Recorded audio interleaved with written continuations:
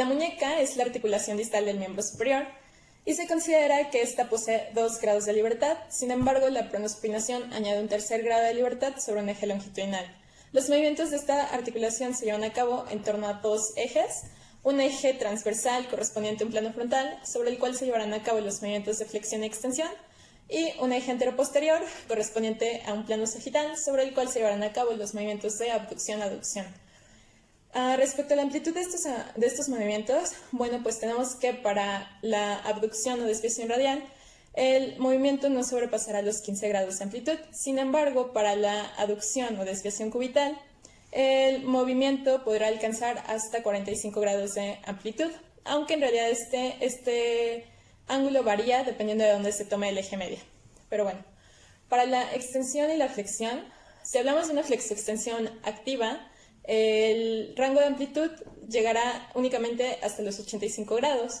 Sin embargo, si hablamos de una flexoextensión pasiva, el ángulo o el rango de amplitud podrá sobrepasar los 90 grados de amplitud. El movimiento de circunducción se define básicamente como la combinación de todos los movimientos de la articulación, y cuando éste alcanza su máxima amplitud, el eje de la mano describe una superficie cónica a la cual denominamos cono de circunducción.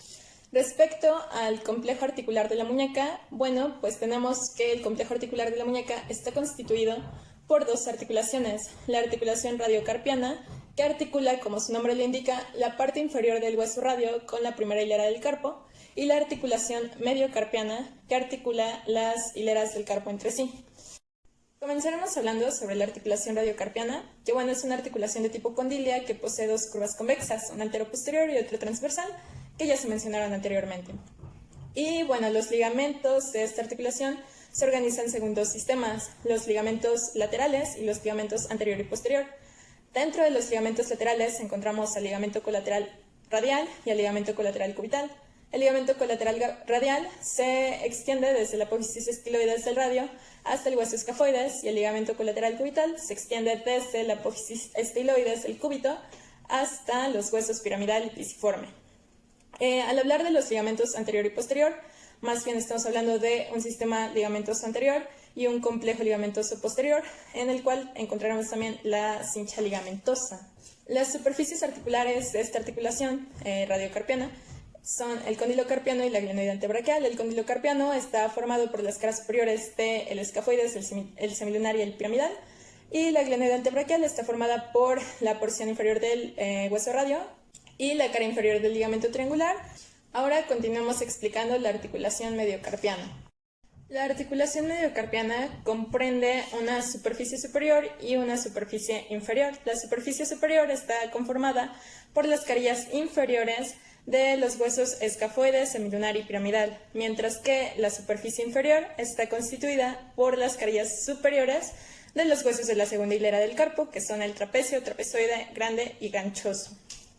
La cabeza del hueso grande actúa como un pivote central sobre el cual el hueso semilunar puede bascular lateralmente, pero sobre todo hacia adelante y hacia atrás. Si se trata de un movimiento hacia atrás, estamos hablando de la BICI o Polar Intercalated Segment Instability. Y si se trata de un movimiento hacia adelante, hablamos entonces de la DICI, que se refiere a la Dorsal Intercalated Segment Instability. Con respecto a los ligamentos, bueno, en una visión anterior vamos a encontrar, por mencionar algunos, los ligamentos colaterales, ambos, el ligamento anterior con sus 2 respectivos haces, y todos los ligamentos de la articulación mediocarpiana. Es por no omitir alguno, estos son el radiocapital, lunarocapital, triquetocapital, trapecio escafoideo, triqueto ganchoso, pisiganchoso y pisimetacarpiano. Y en una visión posterior, los ligamentos que vamos a encontrar son las cinchas transversales que les había comentado anteriormente. Estos son 2, una correspondiente para cada hilera del carpo. Y los ligamentos laterales, tanto externos como internos de la articulación radiocarpiana. Además, vamos a encontrar también el ligamento radiocarpiano dorsal con sus 2 respectivos haces, el ligamento triquetoganchoso y el ligamento dorsal escafo-trapezo-trapezoide. Estos ligamentos tienen o deben cumplir con la función estabilizadora tanto en el plano frontal como en el plano sagital. En el plano frontal, recordemos que se llevan a cabo los movimientos de abducción-aducción. En estos movimientos, los ligamentos que actúan mayoritariamente son los ligamentos colaterales o laterales. En una aducción, por ejemplo, el ligamento que se distiende es el ligamento colateral cubital, mientras que el que se tensa es el ligamento colateral radial. Y ocurre lo inverso en el movimiento de abducción.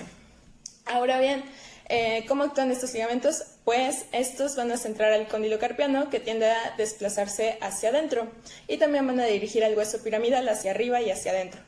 En un plano sagital se llevan a cabo los movimientos de flexión-extensión, y los ligamentos que actúan más aquí son los ligamentos anterior y posterior. En una flexión, el ligamento que se tensa es el ligamento posterior, mientras que los que se distienden son los ligamentos anteriores. Y bueno, aquí igual la función va a ser centrar el cóndilo carpiano, que en este caso tiende a desplazarse hacia arriba y hacia afuera.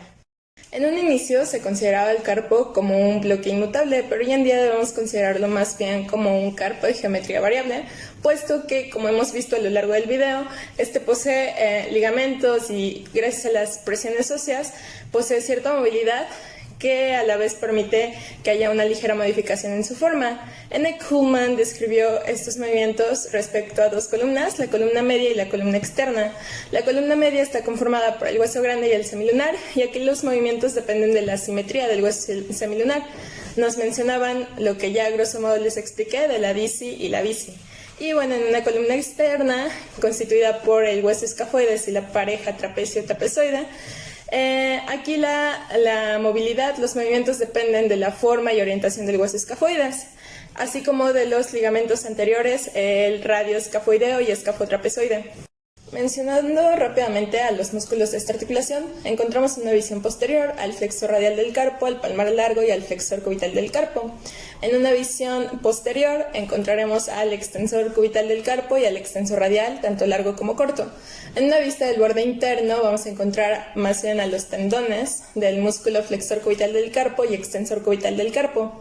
Y en un borde externo, los tendones de los músculos extensor radial, tanto largo como corto, el abductor largo del pulgar, el extensor corto del pulgar y el extensor largo del pulgar. Estos músculos se van a distribuir en 4 grupos.